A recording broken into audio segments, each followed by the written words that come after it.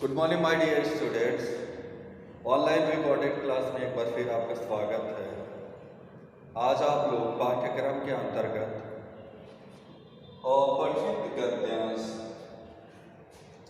अपठित गद्यांश नामक पाठ को पढ़ेंगे। अपठित गद्यांश नामक पाठ में आप लोग देखेंगे कि अपठित गद्यांश क्या होता है और अपठित गद्यांश को हम किस प्रकार से हल करते हैं। तो प्यारे छात्रों, अपठित गद्यांश हमारे पाठ का ही एक हिस्सा है। उसको हम पाठ 25 है आपका अपठित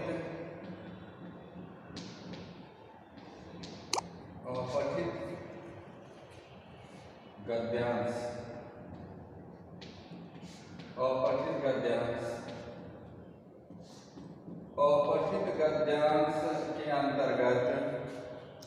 अपठित गद्यांश के अंतर्गत आपको एक छोटा सा गद्यखंड दे दिया जाएगा और उसको पढ़ करके उस पर आधारित प्रश्नों का आपको उत्तर लिखना होगा। तो इसको हल करने का सबसे आसान तरीका ये है कि हम गद्यांश को धीरे धीरे पढ़ते हैं और गद्यांश को धीरे धीरे पढ़ने के उपरांत हम गद्यांश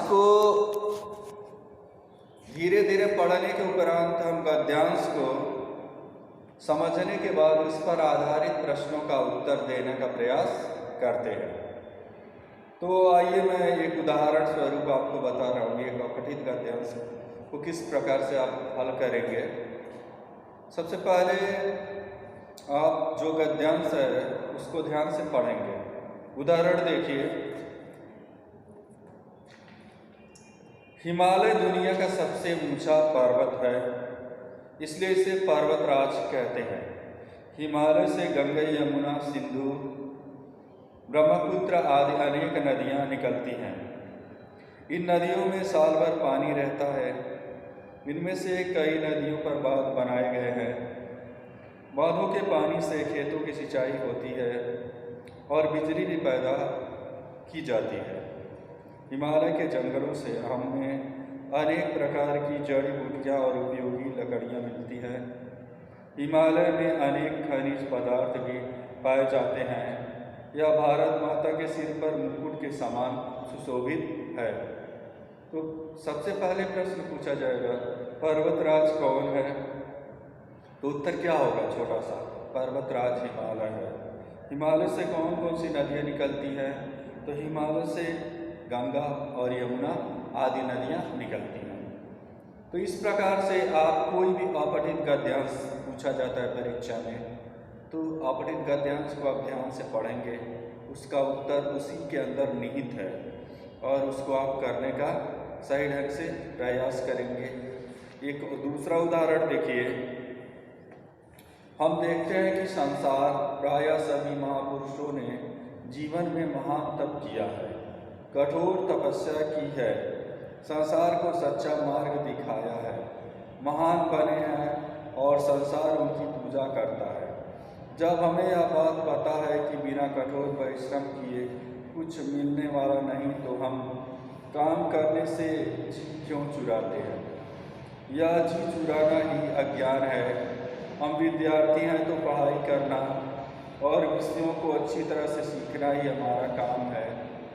अपने काम को ईमानदारी से करते रहना चाहिए, इससे यश, प्रतिष्ठा सब कुछ प्राप्त होता है। तो इस प्रकार से इस अपठित गद्यांश पर आधारित कुछ प्रश्न होंगे। उन प्रश्नों को आपको उसका उत्तर लिखना होगा और इसके बाद आगे मैं नए पाठ की ओर चलता हूँ। इसके बाद आपका जो नया पाठ है वो है डायरी लेखन। तो डायरी लेखन में पेज नंबर, अगला आपका पाठ है पाठ 21,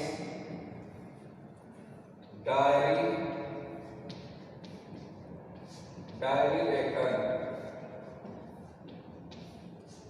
तो डायरी लेखन नामक जो पाठ है, इस पाठ में डायरी के बारे में मैंने आपको पहले बताया था कि डायरी को हिंदी में दैनंदिनी कहते हैं।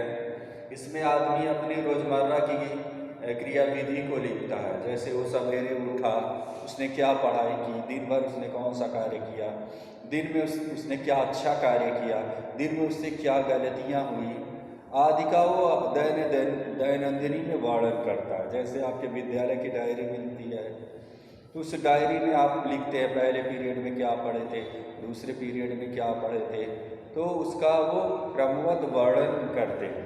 डायरी में इसी तरह का वर्णन होता है। अब आइए आपके पाठ्यक्रम के अंतर्गत पेज नंबर 99 पर एक डायरी है, रास्ते में देखी दुर्घटना पर डायरी लेखन। तो रास्ते में देखी गई दुर्घटना पर डायरी लेखन करना है।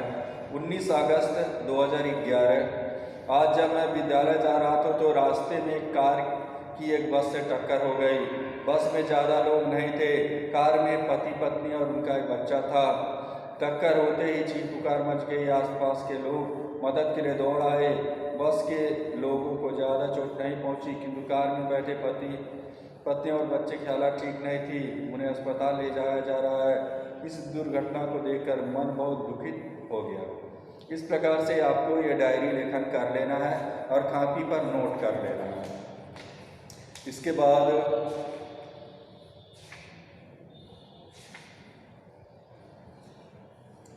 बाद हम और चलते हैं। एक पाठ और बच रहा है, नहीं तो आपका जो सिलेबस है अब आज ख़त्म हो जा रहा है। एक पाठ है आपका संवाद लेखन। तो संवाद लेखन मतलब डायलॉग्स राइटिंग। डायलॉग्स क्या होते हैं?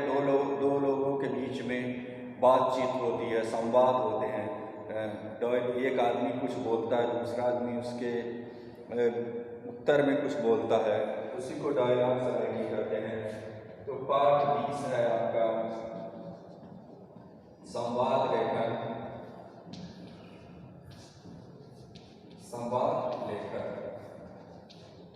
तो संवाद लेखन नामक पाठ में आपको देखना है कि किस प्रकार से हम एक व्यक्ति डायलॉग्स बोलता है, दूसरा व्यक्ति, दो लोगों के बीच में जो बातचीत होती है डायलॉग होता है। जैसे पिक्चर में देखेंगे, हीरो आता है, वो बोलता है कि तुमको इन लोगों को नहीं मारना चाहिए, तो दूसरा व्यक्ति बोलता है नहीं, इन लोगों ने बदमाशी किया इसलिए मुझे इनको मारना चाहिए। तो एक दूसरे के बीच में जो बातचीत होती है उसी को हम संवाद कहते हैं। तो पाठ्यक्रम के अंतर्गत आपको लिखना है, रसोई में माँ के साथ बेटी का संवाद लिखिए। तो रसोई घर में माँ और बेटी के बीच में संवाद होता है। तो बेटी कहती है सबसे पहले माँ, बेटी बोलती है किससे? माँ से। तो बेटी कहती है माँ तुम आज भोजन में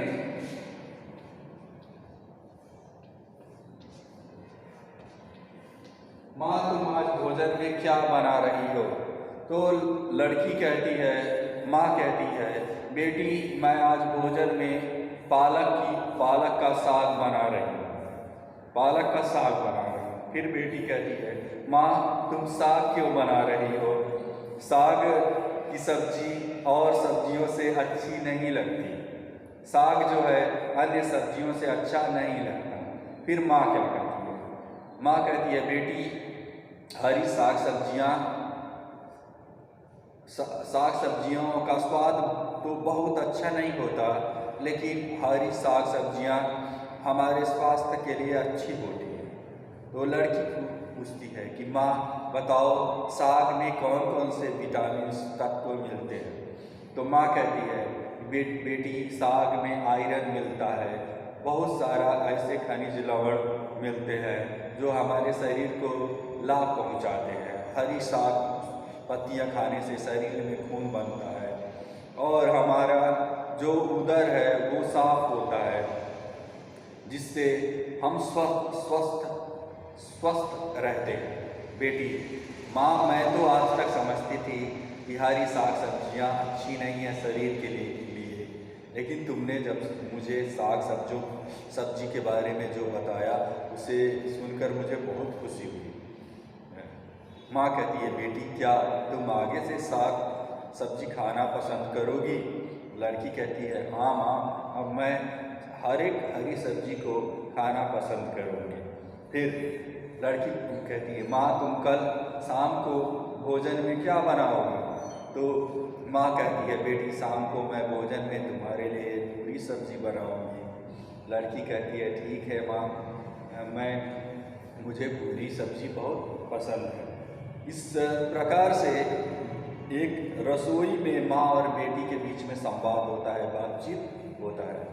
तो प्यारे छात्रों, जिन लोगों का कार्य नहीं पूरा है वो लोग कार्य पूरा करने का प्रयास करें। और संभवतः आज आपका पाठ्यक्रम खत्म हो चुका है। अगले दिन से फिर पुनः पुनरावृत्ति होगी और आप सभी लोग पुनरावृत्ति में, जो लोग पहले नहीं पढ़े हैं वो पुनरावृत्ति में भाग लेंगे।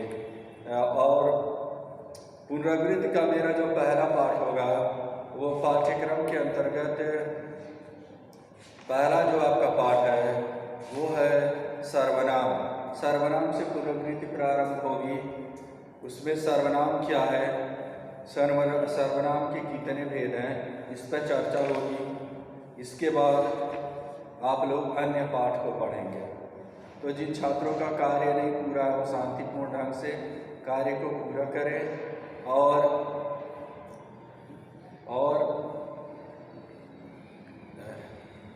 जो भी बचा हुआ कार्य है उसको करने का प्रयास करें।